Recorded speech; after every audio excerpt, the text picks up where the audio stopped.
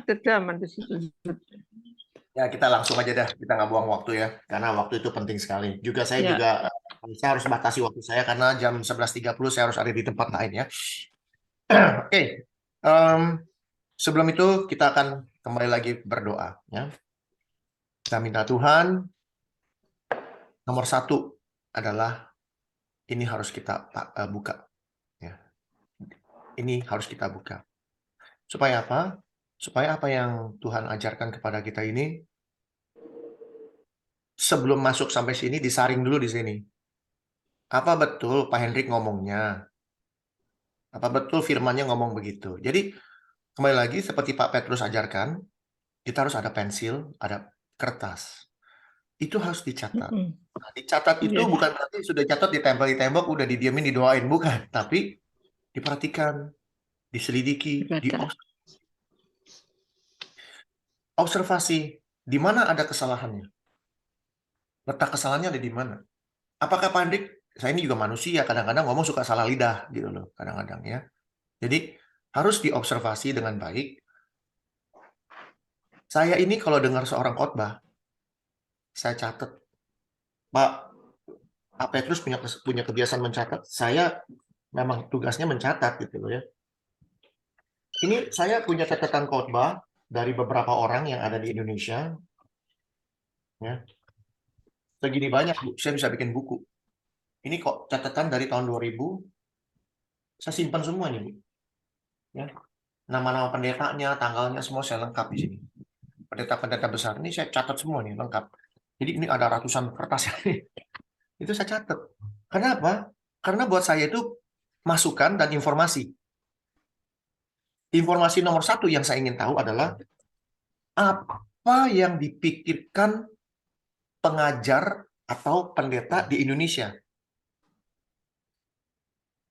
Lalu saya bisa mengambil sampel dari sekian banyak pendeta atau pengajar, misalnya ada 100 pendeta yang bicara. Saya ambil sampel 100, dari 100 ini kesamaannya apa? Perbedaannya apa? Pola pikir yang samanya apa? Perbedaan pola pikir yang sama, yang berbeda apa? Itu sampel buat saya. Informasi buat saya. Nah, dari situ saya bisa mengambil kesimpulan bahwa pendeta ini, maaf, sekolahnya tinggi, misalnya STH atau MTH atau apalah. Sekolahnya diragukan. Buat saya, begitu. Sekolahnya diragukan. Dan dugaan saya benar.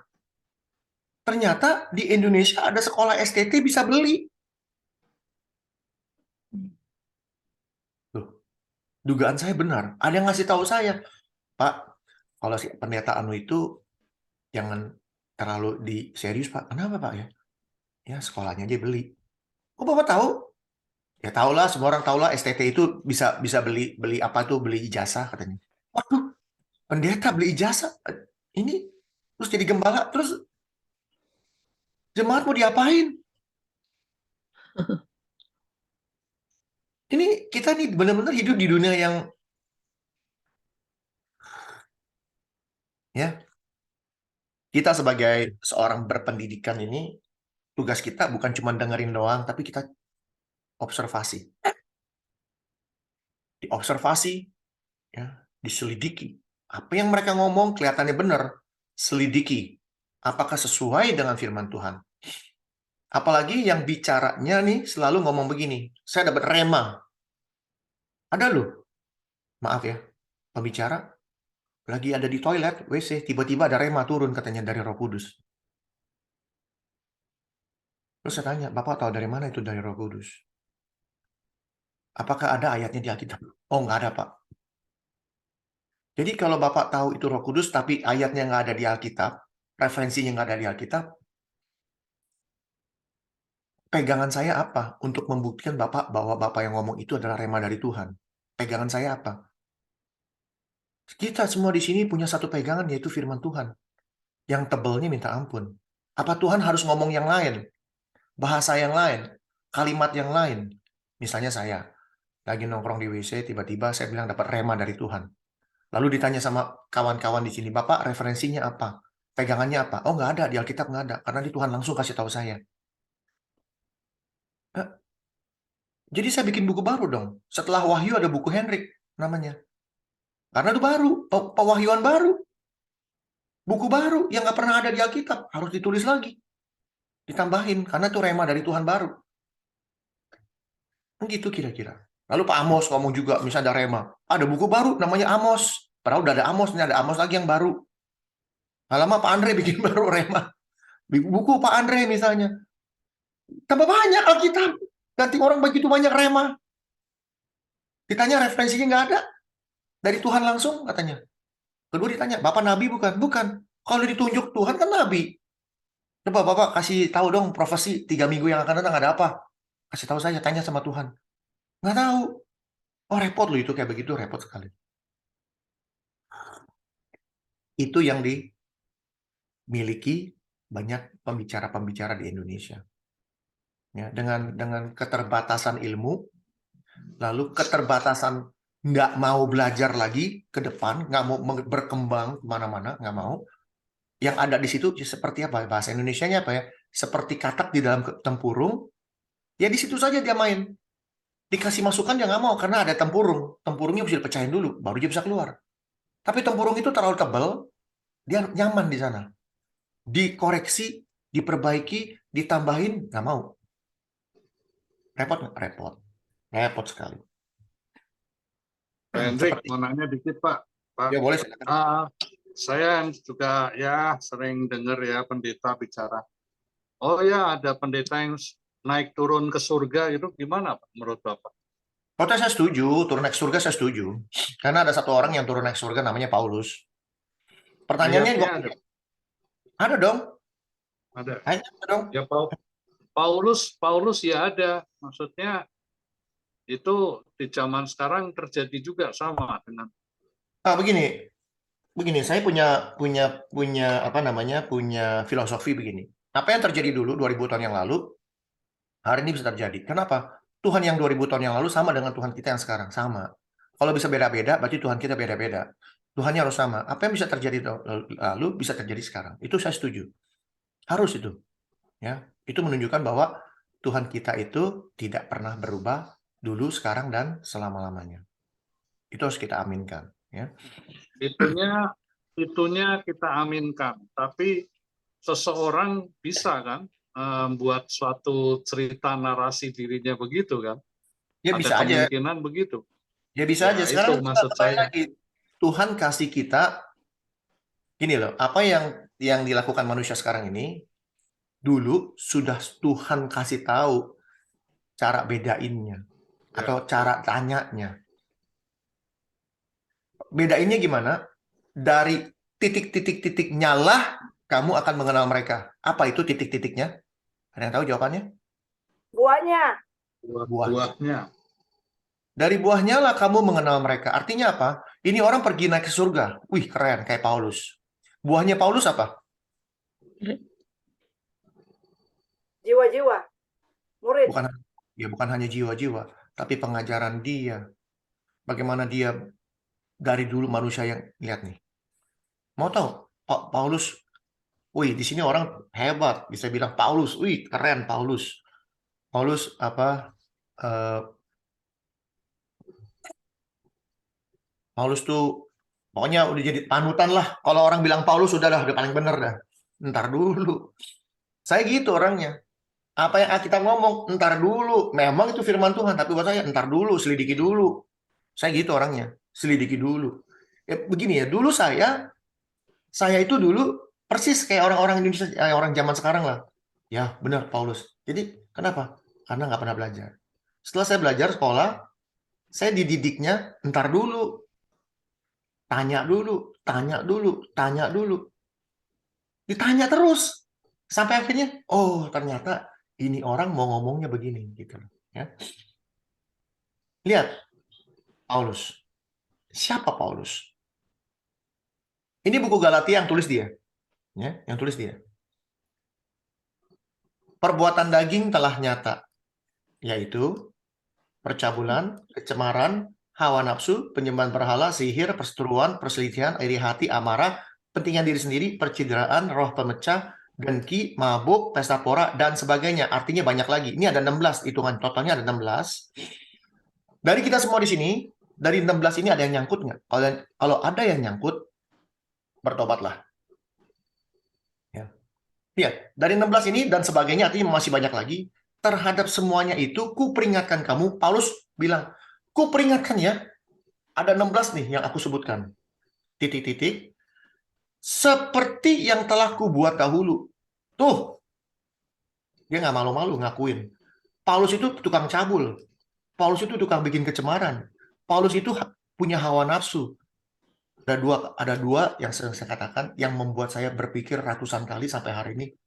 Gimana orang sekelas Paulus belajar sama Gamaliel, orang paling pinter se-Israel dan orang paling mengerti tentang hukum Taurat se-Israel bisa belajar apa? Penyembahan berhala dan sihir.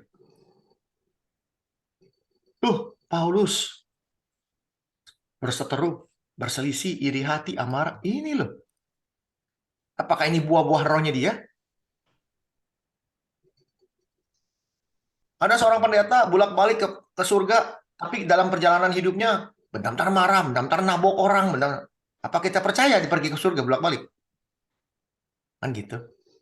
Betul.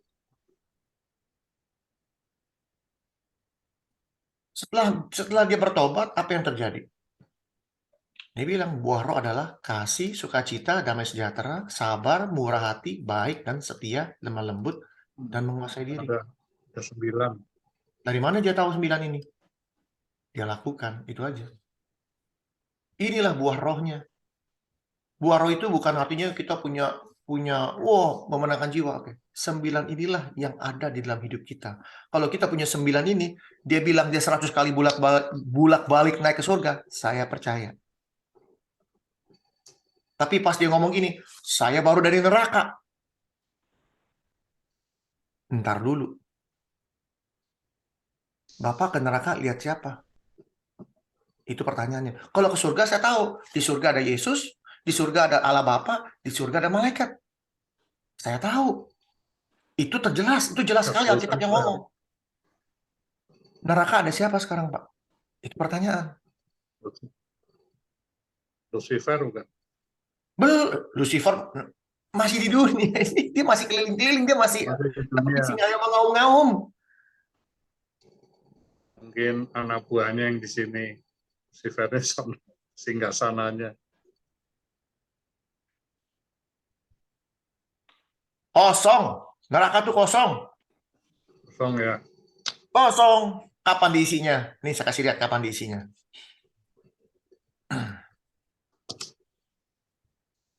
Buku Wahyu udah buku paling akhir. Artinya apa? Hukuman yang terakhir. Tuh hukuman yang terakhir. Aku melihat tata putih besar, bla bla bla bla, di hadapannya lenyap bumi dan langit. Udah nggak ada lagi, bumi dan langit nggak ada lagi. Aku melihat orang mati, besar kecil, hidungnya pesek, hidungnya mancung, ganteng jelek, sipit belok, segala macam ada di depan tahta itu. Diapain? Maka dibuka kitab. Dan juga di kitab lain yaitu kitab kehidupan. Orang mati dihakimi menurut perbuatan mereka. Ini penghakiman terakhir, orang dihakimin. Ya, bla bla bla bla. Ini saya sebut nih laut nih. Nanti sampai kemari kita ngomongnya. Lalu kerajaan maut dilemparkan dalam api. Itulah kematian kedua. Dan setiap orang yang tidak ditemukan namanya tertulis dalam kehidupan itu, ia dilemparkan ke dalam lautan api itu. Baru diisi nerakanya. Nanti akhir zaman, udah dunianya udah nggak ada habis, baru diisi orangnya. Sekarang bilang ketemu siapa? Ketemu Michael Jackson, ketemu Marilyn Monroe, ketemu Elvis Presley. Yakin. Jadi kesimpulannya neraka belum diciptakan, Pak ya? Neraka itu ada, Pak. Tapi belum diisi. Kalau belum diciptakan, Pak, Yesus tuh tukang bohong. Kalau neraka belum diciptakan, udah kita tinggalkan rame-rame. Udah stop sampai sini. Jangan percaya Kristen lain. Kenapa? Yesus tukang bohong. Yesus dalam perjalanan hidupnya, ya, dia lebih banyak ngomongin neraka daripada ngomongin yang lain. Benar, silakan Google, silakan cari kalau nggak percaya. Ya. Jadi apa tuh namanya? Neraka itu kosong. Jadi kalau ada orang bilang saya pernah ke neraka bolak-balik, Maaf, Anda seorang penipu yang benar-benar kurang ajar. Menipu jemaat untuk kepentingan pribadi. Kalau orang udah bicara soal neraka, pada mau datang, pada mau lihat. Wah, ini dia nih. Yang saya bingung, kok demen ya orang rame-rame datang mau dengerin orang pernah ke neraka. Tapi ada ajaran tentang bagaimana hidup masuk ke surga itu nggak ada yang mau datang. Gereja kosong. Itu loh. Bingung saya. Ada orang ngajarin berbuat baik, berbuat benar, harus benar. Supaya kita ini bisa diterima di kerajaan surga. Nggak ada yang mau datang. Tapi kalau orang bilang, saya di neraka nih, saya lihat begini. Wah, saya yang serem-serem. Semua datang, ratusan orang, ribuan orang datang cuma mau dengerin dia ada di neraka. Kenapa? Orang lebih percaya neraka. Kenapa? Jangan-jangan saya masuk ke sana.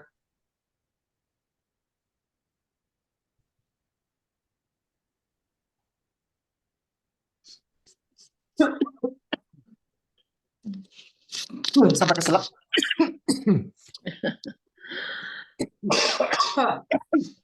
Oke, itu udah tanya selingan. Pertanyaan sudah dijawab ya. Jadi hari ini kita bicara tentang apa? Ada yang tahu kita mau bicara apa? Ya, kerja kan temanya. Mau kemana? Kemana kita mati? Kerja. Pertanyaan paling mendasar dalam hidup kita adalah kemana kita mati. Karena apa? Ya. Karena semua orang tahu. Karena semua orang tahu, orang hidup tahu pasti mati. Setuju? Setuju. Setuju. Pertanyaannya nih. Pertanyaan kayak begini tuh memang cuman kita doang. Alkitab ada tanya nggak? Saya kasih lihat. Beneran, yang namanya Alkitab ini nih, kalau bicara soal kehidupan, tidak ada satupun yang tidak pernah terjadi dalam hidup kita. Makanya kalau orang bilang ada rema, lalu nggak ada pegangan Alkitabnya, buat saya sih udah seketawain dah. Itu mah udah bohong-bohongan aja lah. Iya. Apa kata pengkhotbah? Siapa yang tulis pengkhotbah? Ada yang tahu? Salomo. Ya, terima kasih. Sudah dijawab. 100 nilainya. Tanyanya Salomo bisa nulis pengkhotbah. Harus kita dengar baik-baik. Kenapa? Dia minta apa sama Tuhan? Hikmat. Hikmat. Berarti kalau minta hikmat dari Tuhan, segala sesuatu yang dia tulis melalui hikmatnya itu berarti Tuhan punya. Ini pengkhotbah nih secara tidak langsung nih Tuhan punya omongan. Tuh maksudnya. Lihat. Karena orang-orang yang hidup tahu bahwa mereka akan mati. Ini udah ribuan tahun umurnya. Kita semua tahu pasti mati. Pertanyaannya kalau orang mati, apa yang terjadi? Tetapi orang yang mati, coba ada yang bisa kasih tahu yang gede-gede, coba ngomong yang besar. Orang yang mati Tak tahu apa-apa. sudah nggak tahu apa-apa. Tidak tahu apa-apa. Tidak ada upah lagi bagi mereka. Bahkan kenangan kepada mereka sudah lenyap. Bisa dibuktikan kenangan mereka sudah lenyap? Bisa, saya buktikan sekarang. Cara buktinya gimana? Maaf, Pak. KDK, Filipus. KDK ini apa ya, Pak? Artinya, Pak? KDK, kalau boleh saya tahu. Saya ini orang Kadek. benar-benar. Hah? Kadek. KDK itu apa ya? Saya dari Bali. Nama Kadek Orang itu- Bali, aduh. Maaf, Pak. Ya, Pak. Pak Kadek, Ya, Pak. saya mau tanya, Pak. Bapak kenal sama kakek Bapak? Ya, kenal, Pak. Kenal. Namanya siapa, Pak? Oh, boleh tahu. Kalau Mat Sinda. Nama siapa? Namanya Pak Sukik. Pak Sukik. Kalau Pak Sukik punya kakek, kenal nggak, Pak? Enggak. Sudah Nah. sih. Sudah tingkat keberapa sudah enggak? Iya. Enggak Kakeknya kenal. punya kakek, kenal? Enggak kenal. Nggak kenal. Meninggalnya di mana tahu? Enggak tahu. Kuburannya di mana tahu? Enggak tahu juga. Ya udah, itu kenangannya udah hilang, Pak. Itu baru satu generasi loh, Pak. Belum kakeknya punya kakek, udah. Silsilah ya. Kalau ada orang bisa tahu kakeknya punya kakek, tinggal di mana? Buat saya itu udah tua jempol dah, beneran jago. Karena apa? 2 generasi itu loh. Saya nih bisa tahu kakek punya kuburan. Waduh, dahsyat luar biasa. Mulai sekarang bikin silsilah, bukunya turunin. Saya jamin 2 keturunan dibuang bukunya udah. Tanya cucunya. Penting. Kenapa saya berani jamin? Tuhan yang ngomong. Ini Tuhan yang ngomong. Iya. Jadi kalau bilang kemana kita mati, nomor 1 yang harus kita tahu, orang mati nggak tahu apa-apa. Ada yang bilang dia gentayangan. Aduh, saya mau pecah kepala saya. Dulu saya masih kecil percaya yang gitu-gituan.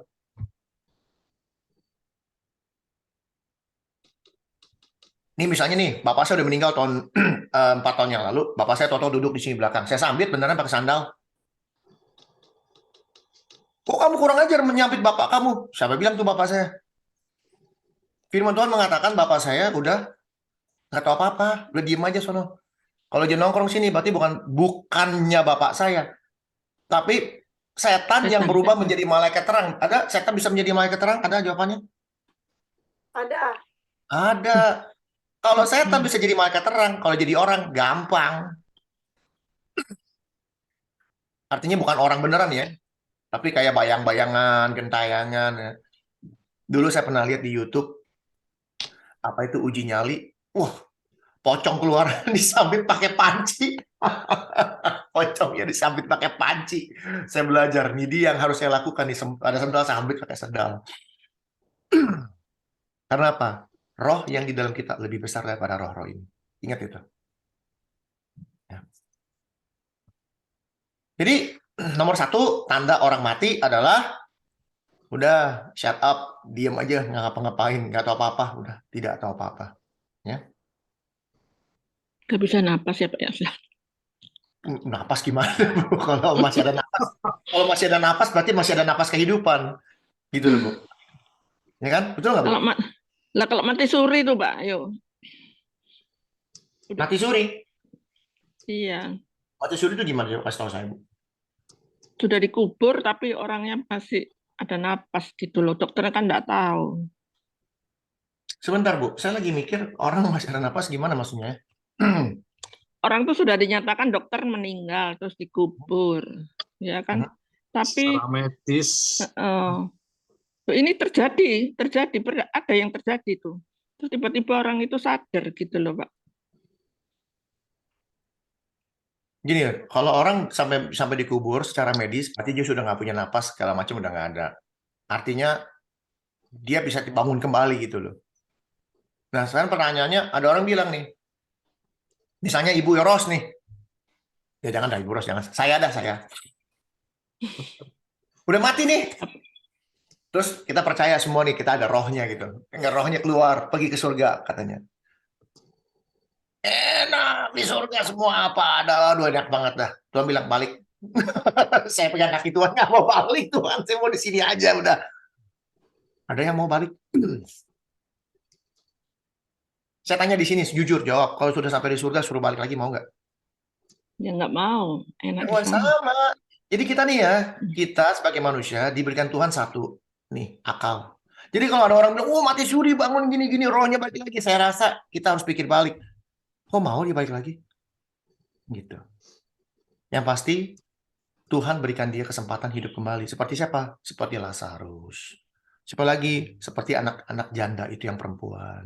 Siapa lagi? Seperti orang yang lagi diusung, terus mayatnya jatuh, ketiban tulangnya siapa? Ada ingat? Elisa. Bangkit lagi. Itu kesempatan yang Tuhan berikan untuk hidup kembali. Ya. Ada juga orang-orang yang hidup pada saat Yesus bangkit. Ada nggak? Ada. Nanti kita bicara itu semua. Tanya aja. Ya. Itu Pak, ini nanti saya tanya lagi Pak, ini waktu tempo hari yang pertanyaannya itu kok kurang jelas ya Pak ya. Nggak apa-apa. Ini kan temanya kan tentang kehidupan tentang akhir zaman ya Pak ya. Berarti ya, tentang kematian ya Pak ya. Ada roh. Kalau kita mati kan kita kan terdiri tubuh, jiwa, dan roh ya Pak ya. Yang dua ini jiwa dan tubuh ini kan sudah jadi tanah ya Pak ya. Tinggal rohnya ya. Nah, roh itu kalau kan nggak langsung diterima diterima sama Tuhan, walaupun orang ini orang baik ya Pak ya. Hmm. Ya toh, dia kan ditaruh di Taman Firdaus, yang satu ditaruh di hadis ya Pak. Apa yang namanya hadis itu? Lah, rohnya ini setelah nanti orang yang meninggal Hades, itu Bapak.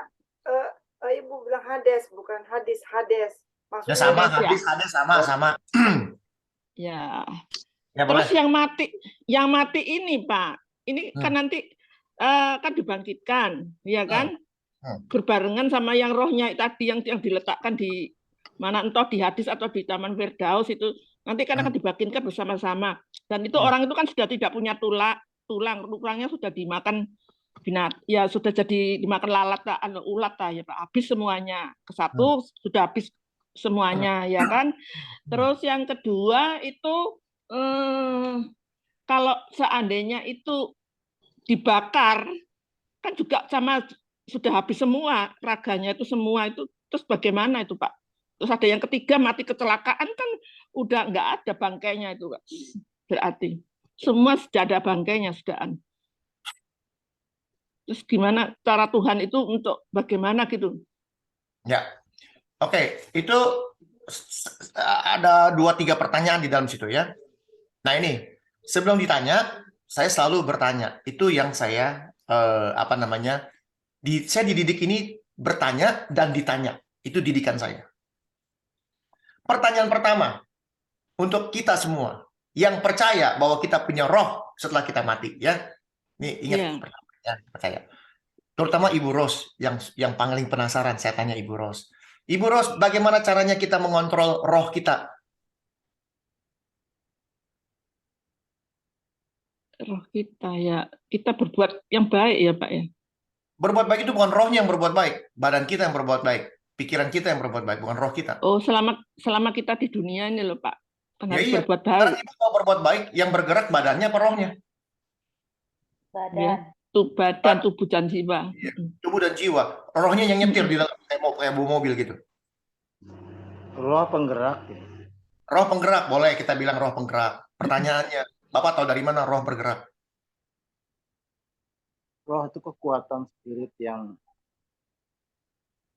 Iman ya, maksudnya iman ya roh itu ya. Ya, oke. Pertanyaan kedua. Kita ini sedang menyelamatkan roh kita apa menyelamatkan tubuh kita? Roh kita, Pak. Oke, menyelamatkan roh kita. Caranya gimana? Kasih tahu saya. Ya, melakukan yang terbaik buat Tuhan. Ya, menyenangkan hati Tuhan. Misalnya saya percaya Yesus, roh saya sudah selamat. Tapi badan ini berbuat jahat terus. Yang berbuat jahat badan, rohnya masuk neraka. Kan kesian rohnya. Jadi semuanya lah, Pak. Ya, terutama ya tubuh jiwa ini kita harus berbuat baik dulu ya. Ya, jadi kalau kita mau menyelamatkan roh kita harus tahu caranya gimana menyelamatkan roh kita. Kita harus tahu bagaimana mengontrol roh kita. Setuju? Pertanyaannya sampai detik hari ini tidak ada satu orang pun yang bisa mengontrol roh kita.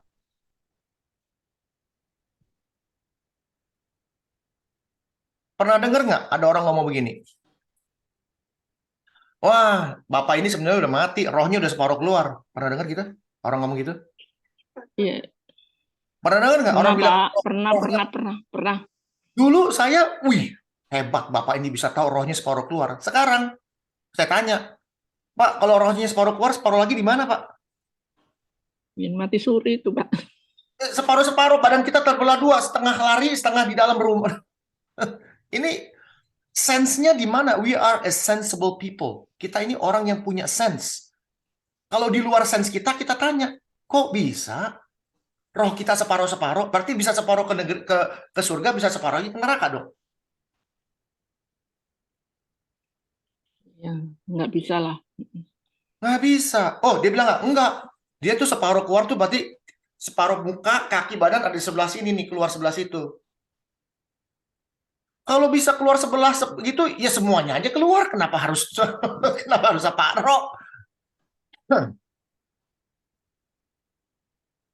Gitu loh. Jadi pertanyaannya bagaimana kita mengontrol roh kita supaya roh kita diselamatkan? Nggak ada jawabannya. Kenapa? Tidak ada satu ayat pun di Alkitab yang ngajarin kita mengontrol roh. Tapi roh yang mengontrol kita. Di mana ayatnya? Kita kasih lihat. Nih, kasih lihat lagi orang mati ya. Orang mati nih, lihat denger nih. Ya, yang pada percaya ada di Firdaus, percaya ada di Hades, kasih tahu. Sama seperti manusia ditetapkan untuk mati hanya sekali. Sekali aja cukup. Udah gitu apa? Disimpan di Hades. Disimpan di Firdaus. Disimpan. No. Sesudah itu di hakimin. Udah. Itu Iya. aja yang itu aja yang kita tahu. Pak Henry, sorry saya potong.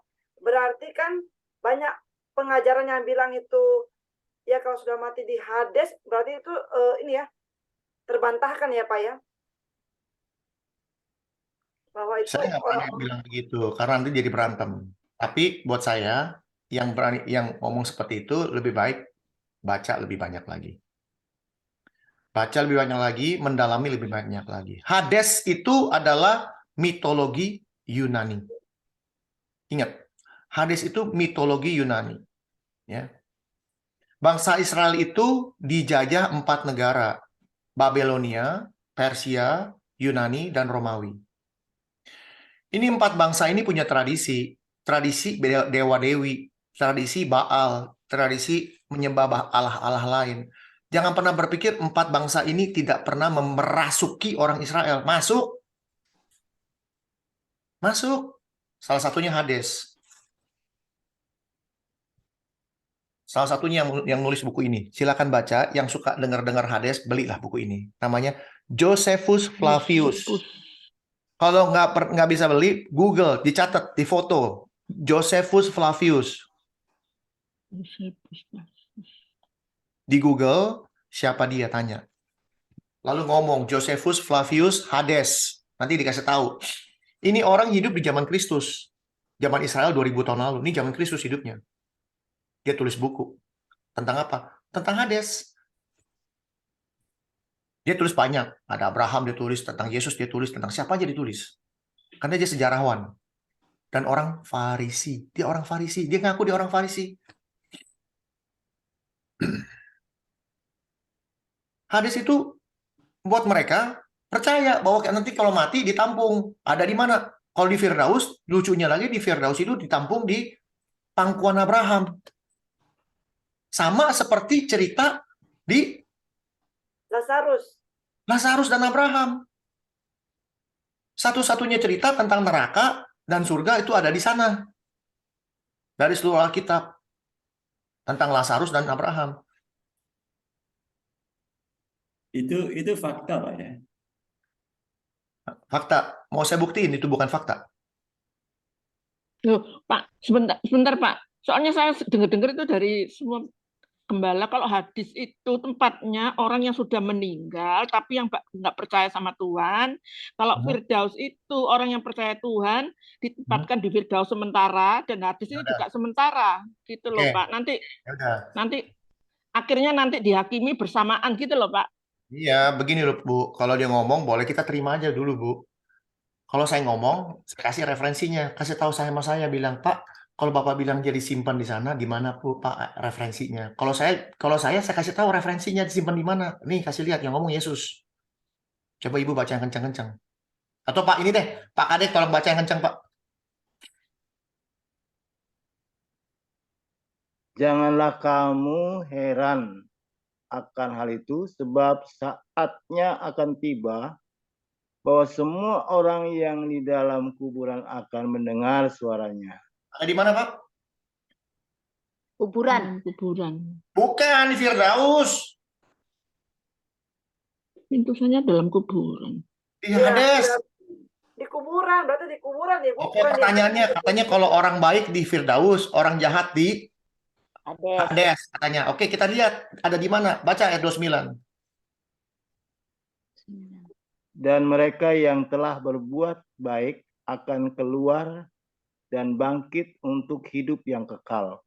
Tetapi mereka yang telah berbuat jahat akan bangkit. Jadi orang baik dan orang jahat ada di mana? Kuburan. Bukan di Hades. Di Hades. Di Hades. Mana? Tapi Firdaus. Dalam Firdaus. bahasa asli, dalam Enggak, bahasa asli di kuburan. kuburan. Kenapa, Pak? Referensi dari bahasa aslinya bagaimana, Pak? Boleh, mau bahasa apa? Tinggal ngomong. Kita pakai bahasa Inggris KJV yang paling tua, yang paling gampang dah. Susah-susah amat, betul nggak, Pak? Hmm. Mau pakai bahasa asli sama nih KJV paling mirip lah, kalau saya bilang. Kuburan semuanya. Nggak ada hadis, nggak ada Firdaus. Ini boleh-boleh aja pakai hadis, kenapa enggak? Loh, enggak, maksudnya rohnya. Iya memang di kuburan, tapi rohnya itu loh di mana? Hades apa Firdaus? Kalau pertanyaan gini, Bu, kalau dibilang rohnya, pasti ditulis rohnya, tapi nggak ditulis orang mati kemana. Very lihatnya, marvel not at this, for the hour is coming, in which all that are in the grave. Kuburan. Nggak ada hadis, nggak ada itu. Nggak ada Firdaus. Kuburan itu artinya. Tapi jangan salah, Pak, bahasa aslinya grave ini adalah Hades, Pak. Ya betul. Grave itu artinya Hades dalam bahasa aslinya, karena bahasa Yunani. Sekarang saya tanya, kuburan bahasa Balinya apa? Semua. Cemel. Coba ngomong sama orang Ambon. Pak, kalau saya mah di Bali mah orang mati semua dicemel, Pak. Orang Ambon bilang cemel di mana? Ya pokoknya namanya cemel. Yang saya tahu Ya, kuburan, Pak. Oh enggak, di Bali bilangnya cemel. Apa bedanya? Sama. Kalau pakai bahasa Indonesia bilang kuburan, pakai bahasa Inggris bilangnya grave, bahasa Yunaninya Hades. Karena apa? Karena penterjemah sudah masuk ke dalam tradisinya orang Yunani bahwa kuburan itu Hades. Kan gampang kira-kira gitu pemikirannya. Sekarang di sini saya tanya, Pak Kadek punya motor? Punya, Pak. Punya, Pak. Bapak sebut itu, Pak, yang namanya bal kemudinya, itu namanya apa, Pak? Tang. Stang, itu bahasa apaan, Pak? Stang. Bahasa Belanda. Bahasa Belanda, Pak. Dipakai sama orang Indonesia jadi setang. Kalau kita ngomong setang, orang Indonesia semua se-Indonesia tahu ini stang motor, bukan panci, tapi ini stang motor. Tapi dari bahasa Belanda. Karena apa? Karena kita sudah dijajah Belanda 350 tahun begitu lama. Masuklah bahasanya, masuklah tradisinya. Dulu orang Bali makannya cuma air kelapa, bukan makan keju. Sekarang bikin martabak pakai keju. Siapa ngajarin keju?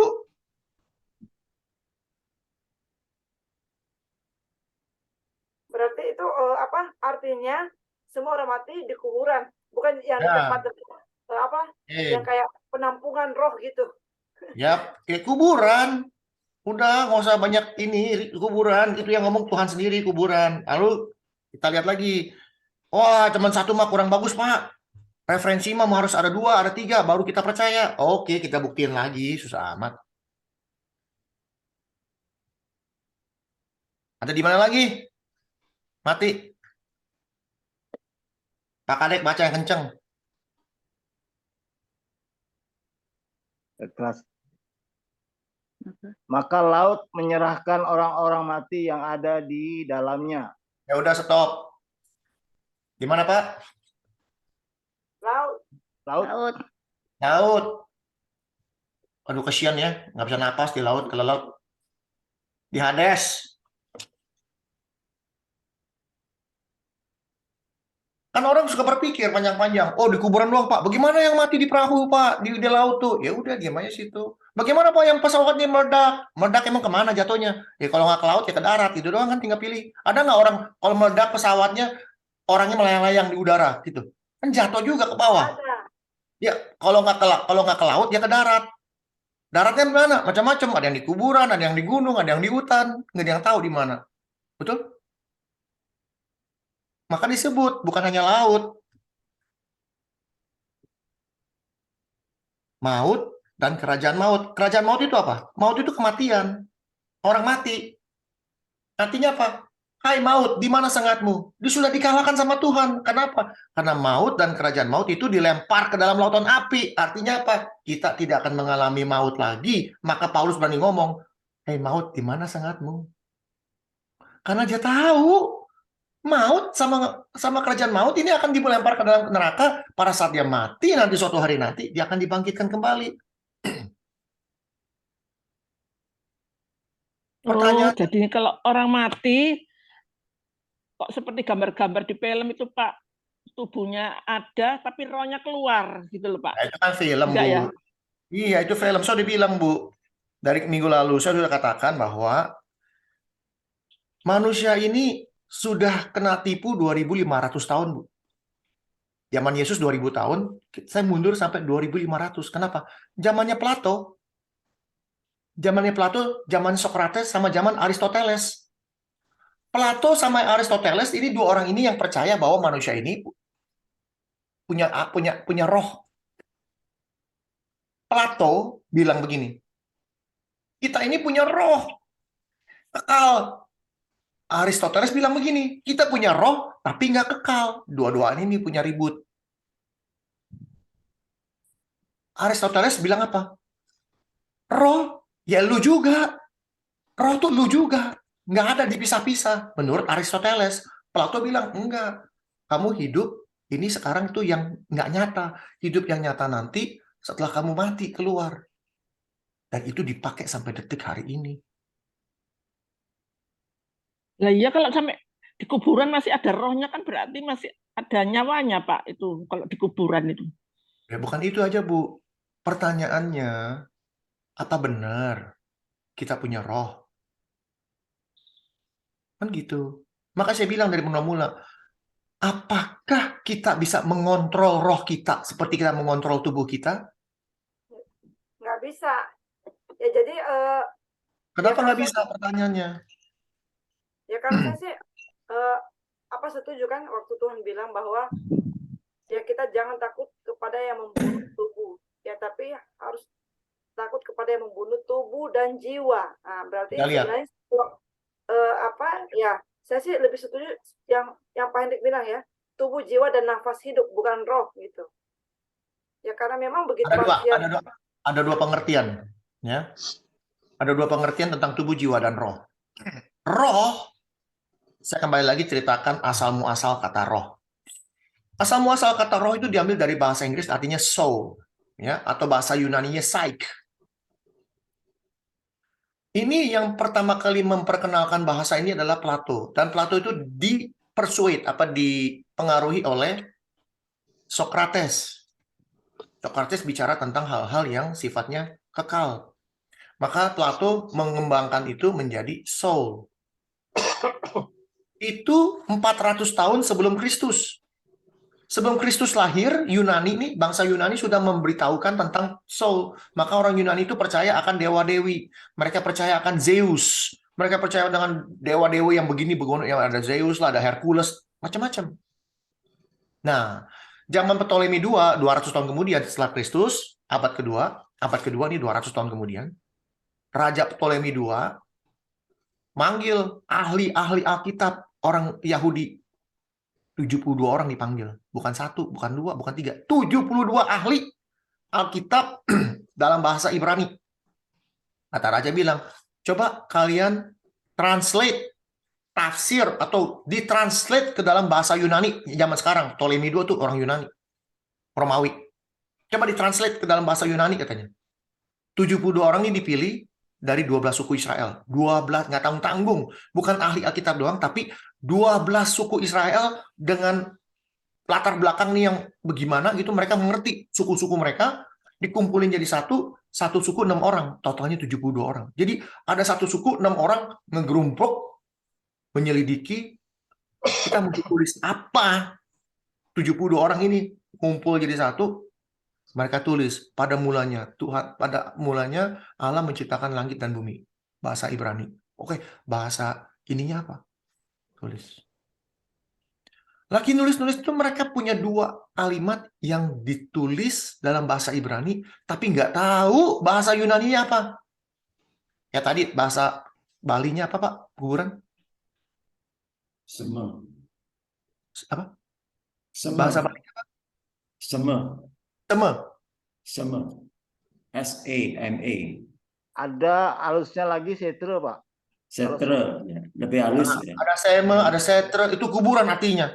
Sekarang Ya, sekarang Bapak Kadek dikirim ke Ambon, Pak, ganti Pak jadi bahasa Ambon. Bingung, apa bahasa Ambonnya? Seme, ada setre lagi. Apa ya? Sama, posisinya sama, mereka ini sama. Dua, apa? Yang satu roh. Karena apa? Allah adalah roh. Mereka tahu roh cuma milik Tuhan. Mereka itu tahu Allah adalah roh yang kekal, yang tak kelihatan.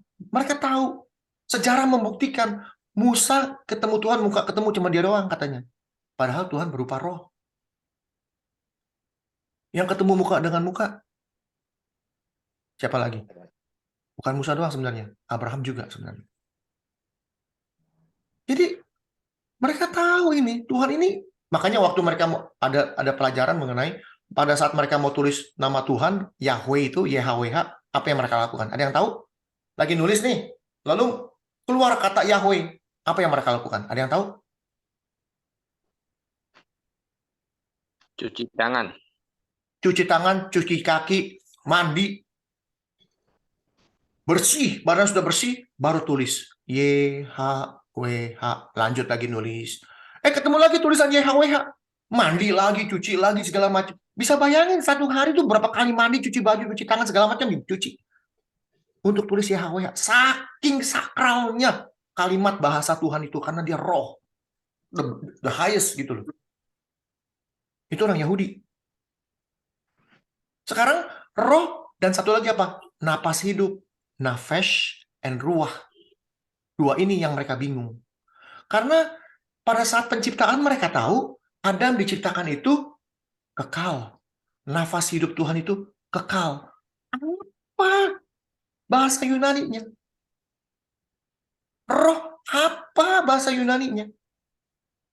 Ruah dan nafas. Dua ini yang menjadi masalah buat mereka. Keluarlah Plato. Oh iya ya, ada Plato. Plato bilang sesuatu yang kekal, soul. Oh, ini dia ya. Ditulislah soul, spirit. Tuhan adalah spirit. Spirit. Betul, Tuhan adalah spirit. Roh, itu saya setuju. Adam dan Hawa diciptakan melalui nafas hidup Tuhan. Kekal. Ini juga disebut soul. Setuju, ada spirit. Dari situlah 2500 kemudian manusia percaya kita punya spirit. Sorry Pak, saya tanya Pak ya, saya potong. Yang tadi kita sebutin roh-roh itu dalam arti R-nya kecil ya? Ya, R kecil itu dalam bahasa Indonesia itu bisa dua arti, Ya. Pak. Bisa roh Ya. besar. Enggak, rohnya itu sebenarnya karena mau pakainya spirit. Spirit ini bisa huruf besar, bisa huruf kecil, Pak. Contoh misalnya. Kita terdiri dari tubuh, jiwa, dan roh. Oke. Roh di sini bahasa huruf kecil. Tapi kalau kita ganti menjadi napas hidup, kita adalah tubuh, jiwa, dan nafas hidup. Bagaimana kita punya tubuh dan jiwa kalau nggak punya nafas hidup? Ya. Setuju? Setuju. Terus Atau roh di sini, Roh Kudus. Kita memiliki tubuh, jiwa, dan Roh Kudus di dalam hidup kita. Sehingga genaplah firman yang mengatakan, tidak tahukah kamu bahwa tubuhmu adalah Bait roh. bait siapa? Bait Allah. Allah. Maka saya bilang, kalau kita mau menyelamatkan roh kita, kita harus bisa mengontrol roh kita. Contoh, kenapa orang bisa kesurupan? Kemasukan setan. Ada nggak contohnya orang kemasukan setan di Alkitab? Ada, Pak. Banyak. Setannya satu apa banyak? Banyak. Namanya apa? Legion. Legion. Tuh ibu tuh tahu. Legion. Satu legion ada berapa isinya? 7.000. Jumlah babi itu berapa? 7.000 atau berapa? kan 2.000 lebih.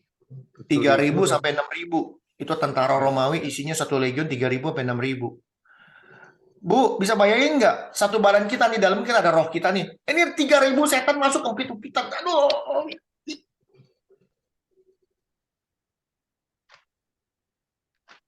Kedua, pertanyaannya kedua, karena kita nih orang punya sense, kita tanya, sekarang nih, rumah Pak Kadek Ada mau maling mau masuk, Pak Kades kasih silakan, ayo silakan masuk, saya orang Kristen, ayo masuk Pak, makan, ada gitu? Ada orang mau maling rumah disuruh masuk makan, ada? Enggak, Nggak ada. Apa yang ibu lakukan kalau ada maling masuk? usir. Usir. Kalau kita bisa ngontrol roh kita, usir nih setan 2000. Tak tak tak tak tak tak tak tak, sesama roh nih perang nih. Harusnya begitu kan? Lalu dibilang, roh yang di dalammu lebih besar daripada roh-roh dunia. Orang berpikir, roh saya lebih besar. Kok bisa kemasukan setan?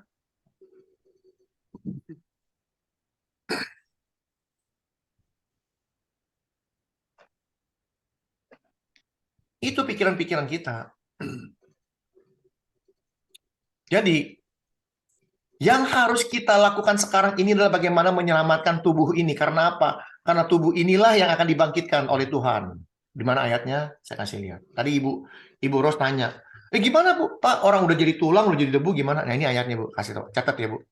Yesiel 37. Nggak perlu tahu di mana angkanya. Yang penting Yesiel 37 cukup. Ya. Yeskiel dibawa sama Tuhan untuk melihat tulang-tulang yang kemarin kita ini udah ngomong ratusan kali saya paling demen ngulang-ngulang. Lalu ia berfirman kepadaku, "Hai anak manusia, Yeskiel, dapatkah tulang-tulang ini dihidupkan kembali?" Ini udah tulang loh, tulang belulang udah kering kerontang. Aku menjawab, "Ya Tuhan Allah, Engkaulah yang mengetahui." Alias apa? Maaf Tuhan, saya nggak tahu. Lalu firman-Nya kepadaku, "Bernubuatlah mengenai tulang-tulang ini dan katakanlah kepadanya, hai tulang-tulang yang kering." Tuh kata Ibu Ros, udah kering kan? Ya udah dikasih tahu nih tulang kering. Dengarlah firman Tuhan. Beginilah firman Tuhan Allah kepada tulang-tulang ini. Aku memberi roh, bukan napas hidup. Oh, dikasih napas hidup lagi ya Pak ya? Iya, napas hidup di dalammu, bukan rohmu di kalau memang ada roh di Hades, ada roh di mana itu? Firdaus, nih rohmu kukembalikan supaya kamu hidup kembali. Enggak. Aku memberi nafas hidup di dalammu supaya kamu apa? Hidup kembali. Hidup kembali. Hidup kembali. Itu apa dong? Apa? Selain hidup kembali, apa yang Tuhan kasih? Aku akan memberi Urat-urat. lalu Apa? Menumbuhkan daging. Menumbuhkan daging padamu. lalu Menutupnya dengan kulit. lalu Memberikan Berikan kamu napas hidup. supaya apa? Supaya kamu hidup kembali. Nah, Iya, dikasih roh bukan? Iya, bukan roh berarti kan apa nafas hidup. Ya seperti yang zaman Adam berarti. Lalu ini sesuai nggak dengan ini? Penciptaan mula-mula. Baca yang kencang. Ketika itulah Tuhan Allah membentuk manusia itu dari debu tanah dan menghembuskan nafas hidup ke dalam hidungnya. Demikianlah manusia itu menjadi makhluk yang hidup. Tuh, sama nggak sama yang tadi? Ini Pak, maaf ini saya potong. Kalau lihat Gratis. itu saya baca di Pengkhotbah. Boleh. Boleh Pak ya? Pasal Boleh, 12. Pak. Berapa? Pasal 12 Pak. Oh iya, ayat 2. Ayat yang sampai ayat yang ke-7 di situ. Ya saya baca ada ayat ke-7. Dan debu kembali menjadi tanah seperti semula. Dan roh kembali Allah yang mengaruniakannya itu. Itu gimana tuh Pak? Betul nggak? Itu apa? Betul nggak? Di sini roh kecil ya tulisannya. Ya, ini saya udah tungguin Pak. Ini pertanyaan sudah saya tungguin. Jangan khawatir, pasti dijawab sama saya. Orang pengajar yang benar adalah bisa menjawab apa yang dikatakan Tuhan. Karena yang jawab Tuhan juga, bukan saya. Karena apa?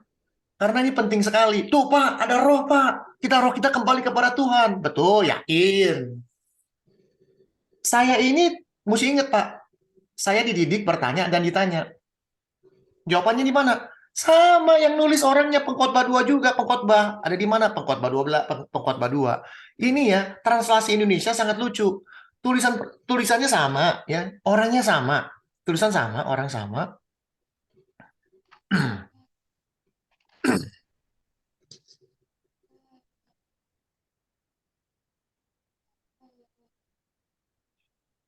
Gimana tuh?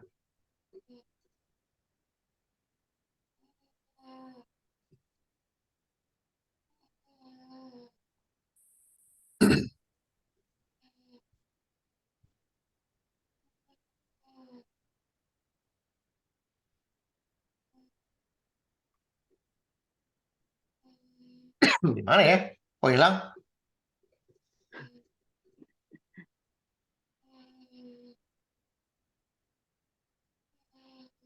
Kok khotbah 2? Sebentar. Mana handphone saya?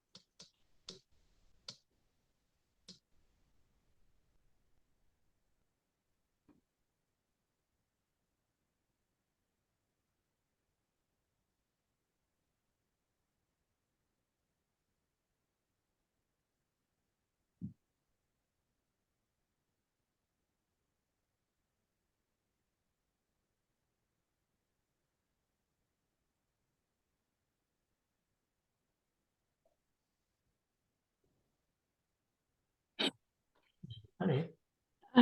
Pandek, Ya, mau tanya ya. ya Yang boleh. simpel aja, Pak. Yang simpel maksudnya nggak terlalu bulat gitu loh, Pak. Bingung menyebabkan orang bilang. Simpelnya aja gini, kalau orang mati, ya kan, menjadi debu kan, Pak ya. Jadi Ya. debu, kita nanti kalau bangkit, dihembuskan, dikasih napas sama Tuhan lagi, dibangunkan pada kedatangan Tuhan Yesus yang kedua. Tapi kita nggak usah ngomong-ngomong tentang roh. Sudah roh itu kita nggak tahu roh itu di mana, ya kan? Yang penting kita nanti kedatangan Tuhan Yesus, nanti kita dikasih roh, yaitu hembusan napas, gitu aja lah. Maksud intinya gitu. Ya gini Bu, kalau kita bilang, ya oke lah kita nggak pikir, tapi jawaban dulu, jawab IPA Kadek dulu nih, penting. Itu ditahan dulu Bu ya, jawab pertanyaannya. Lihat, pengkhotbah yang sama, tulisan yang sama, ini bahasa Indonesia benar-benar mentranslate-nya jadi lucu. Siapakah yang mengetahui apakah roh naik ke atas? Nafas. Nafas. Lalu kenapa nafas binatang itu turun ke bumi katanya?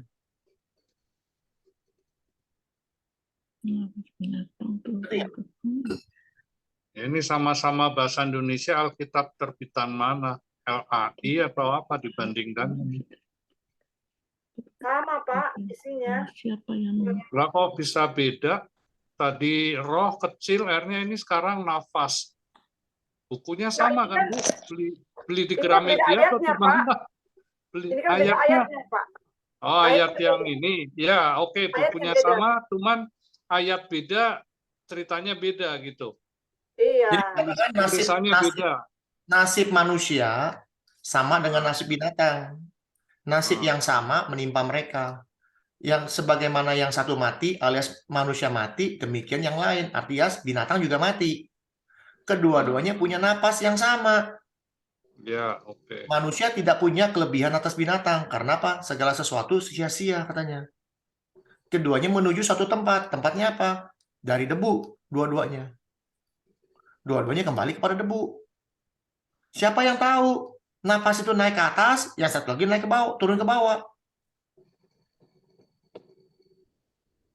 Kenapa disebut napas? Kenapa? Iya. Kenapa manusia disamakan dengan binatang? Kalau gitu binatang juga punya roh dong. Enggak, Pak. Saya gini, kalau nafas itu binatang punya, cuman yang membedakan manusia dengan binatang itu karena manusia punya roh. Terus? Roh itu yang membedakan binatang nggak punya roh. Ya, benar. Paulus sendiri berkata seringkali, Paulus juga berkata, kiranya kasih karunia menyertai rohmu gitu. Paulus juga berkata gitu. Ya, betul. Ya, kita lihat bentar ya.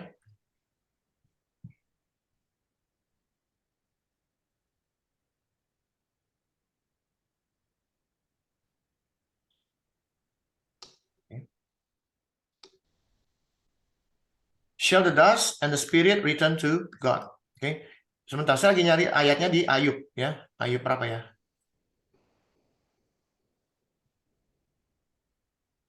Ayub itu banyak sekali rahasia-rahasia Tuhan ya. Bentar ya. Ayo. Ayo, berapa ya? Sebentar. Ayo, coba kita buka 34.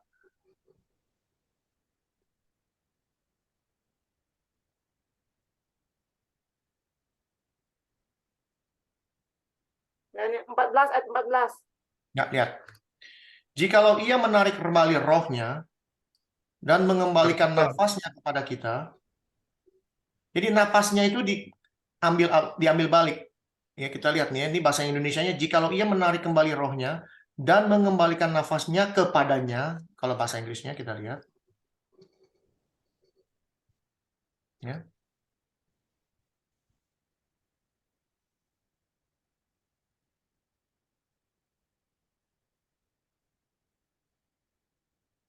If he gather unto himself his spirit and his breath.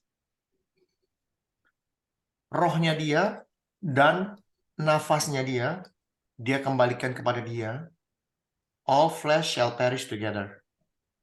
Semua yang bersifat daging, termasuk binatang, itu mati semua. Dan man shall return against the dust. Kalau Tuhan menarik kembali rohnya dan nafasnya daripada manusia atau binatang, maka binasalah bersama-sama segala yang hidup, alias binatang segala mati semua yang bernafas. Kembalilah manusia kepada debu. Jadi pengkhotbah di sini mengatakan rohnya kembali. Roh yang mana?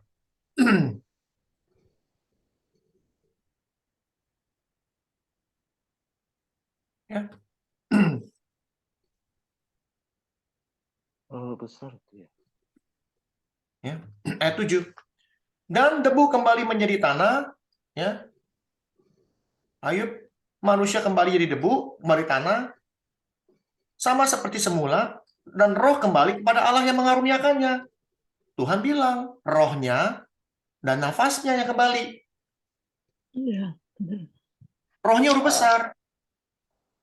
Maka sesuai dengan firman Tuhan yang ada di sini. Kok bahasa Bible?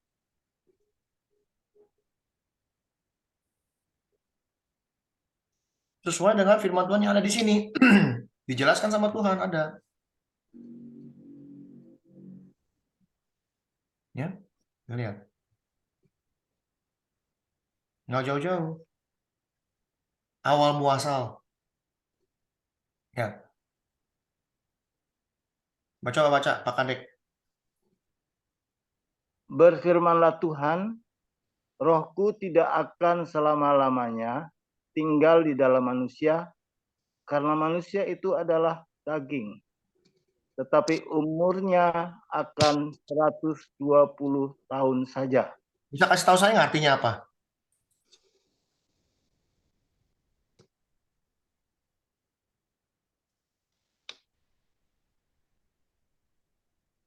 Kalau saya melihat firman ini, rohku itu roh Allah, ya.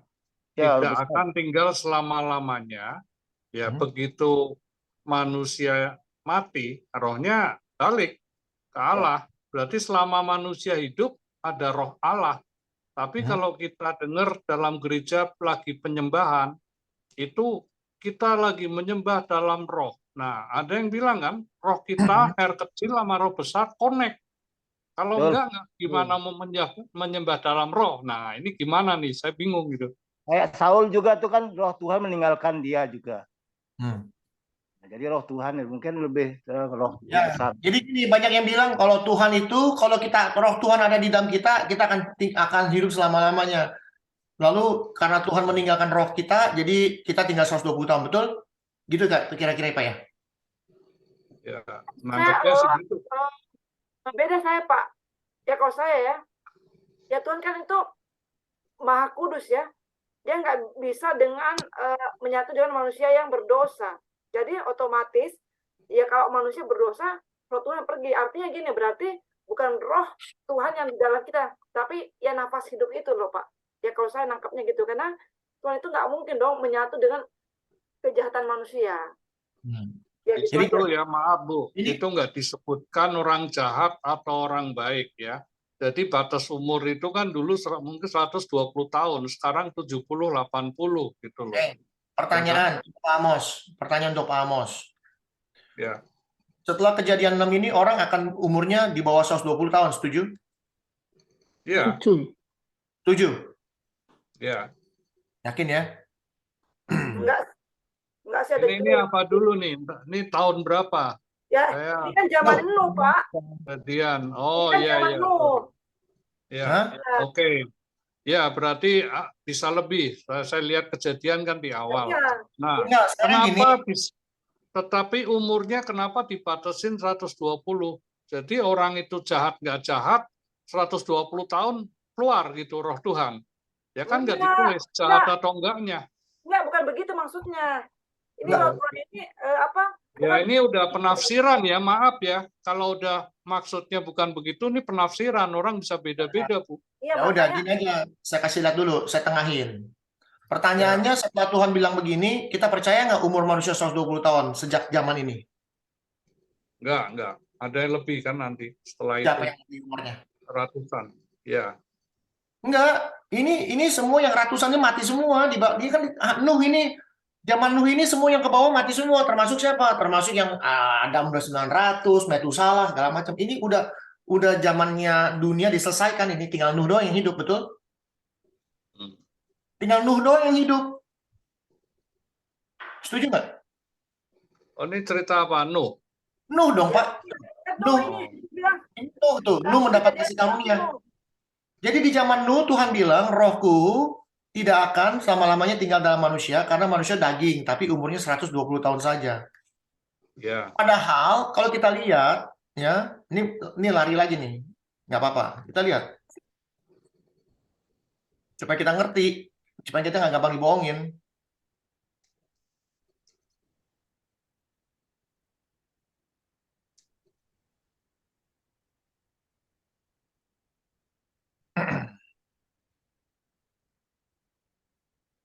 Umur Tera berapa? 250 tahun. 205 tahun. 205 tahun. Ini umurnya Tera.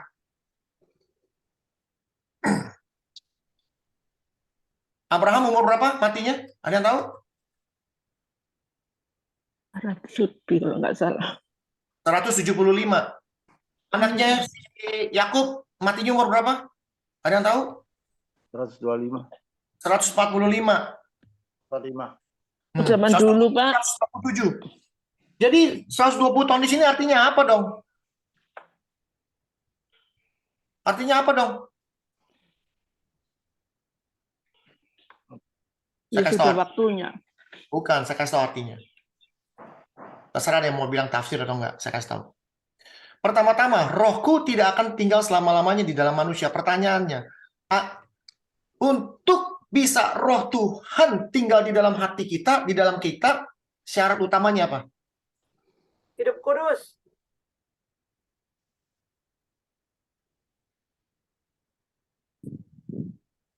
Setuju?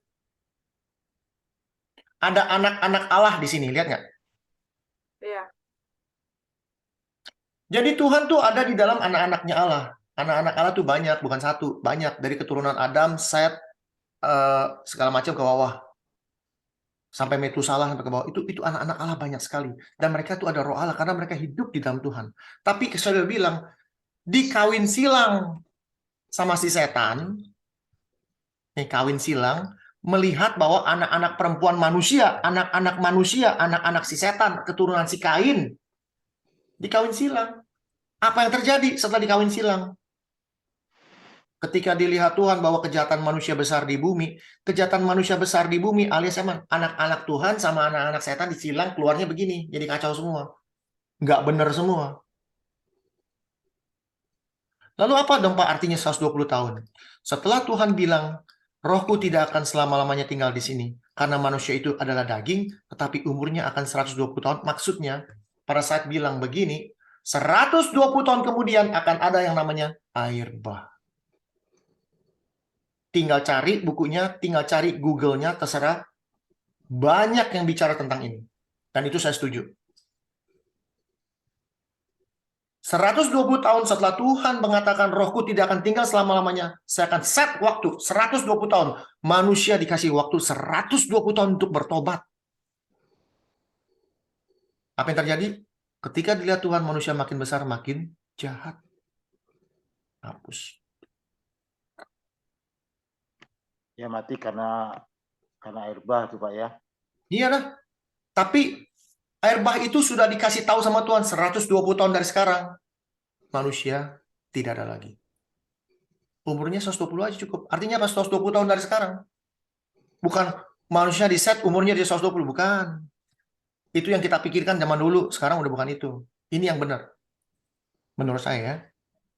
Terserah deh mau bilang tafsir atau enggak, tapi itu yang paling benar menurut saya. Kembali lagi kepada pertanyaan Ibu. Tadi sampai di mana Bu ya ngomong Bu ya? Oh, mengenai roh dan segala macam orang mati kemana lah. Kan sudah dikatakan.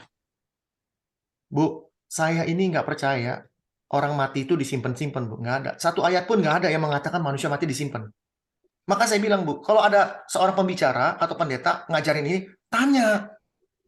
Saya setuju Pak disimpan. Di mana Pak referensi ayatnya bahwa manusia mati disimpan? Kasih tahu saya biar kita baca bareng-bareng baca. Nanti di sini kita bawa, Pak, ini kata pendeta ini ayatnya ini, kasih tahu. Contoh tadi Pak Kadek bilang di pengkhotbah 12 ada roh. Yang benar roh atau nafas? Karena Ayub mengatakan nafas dan rohnya ruh besar kembali kepada dia. Dan itu membuktikan bahwa tidak tahukah kamu bahwa tubuhmu itu roh bait Allah. Roh Allah yang bisa tinggal di dalam kita kalau kita syaratnya satu menjadi anak-anak Allah. Sehingga genaplah firman yang mengatakan hiduplah oleh roh. Galatia 5 tadi dikatakan. Ya. Nih.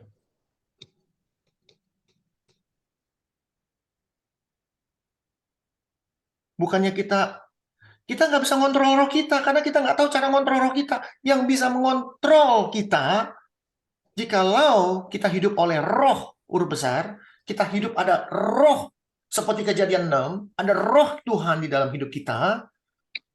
Kalau kita hidup ada roh, berarti umur kita lebih dong dari 120, bisa 500, 700, 900, 1000. Enggak.